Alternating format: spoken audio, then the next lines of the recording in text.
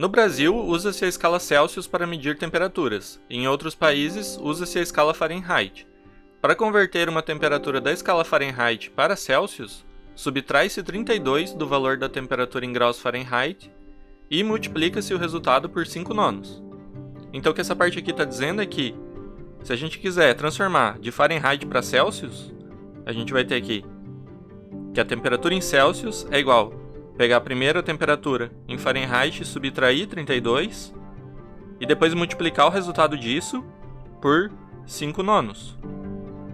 E aí a pergunta é, qual dos gráficos representa a relação entre as medidas de uma mesma temperatura em graus Fahrenheit e em graus Celsius?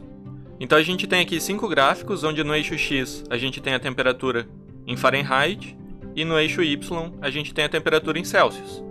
E aí a gente vai ter que dizer qual desses representa essa relação aqui de Celsius para Fahrenheit. Então, olhando aqui para essa fórmula, uma coisa que você pode notar é que, se a gente tiver uma temperatura que em graus Fahrenheit é igual a 32, então substituindo aqui o F por 32, a gente vai ter 0 aqui entre parênteses, porque 32 menos 32.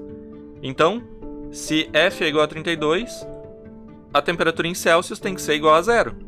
Então, olhando aqui nesses gráficos, você percebe que os únicos que satisfazem essa relação são a letra A, quando o F é igual a 32, está cruzando aqui o eixo X, portanto a temperatura em Celsius é 0.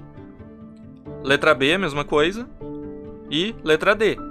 O E e o C a gente já pode excluir, porque aqui está o contrário, né? Se Celsius é 32, está dizendo que o Fahrenheit seria 0, tanto no E quanto no C. E agora fica faltando a gente definir entre o A, B e D qual é a resposta correta. Então, se a gente escrever essa fórmula aqui, de Celsius em função de Fahrenheit, fazendo a distributiva aqui, dos 5 nonos multiplicando cada um dos termos ali, a gente vai ter C igual a 5 nonos de F, menos 5 vezes 32, dividido por 9. E aí agora, para finalizar, você precisa saber duas coisas. Primeiro, que isso aqui é a fórmula de uma equação de uma reta, porque você tem algo do tipo y igual a x mais b, e portanto com isso você já consegue excluir aqui a letra D, que o gráfico não é uma reta, e aí fica entre A e B. E qual a diferença de A para B? Em A, quanto maior a temperatura em Fahrenheit, maior a temperatura em Celsius. Em B, quanto maior a temperatura em Fahrenheit, menor a temperatura em Celsius. Uma é crescente e outra decrescente.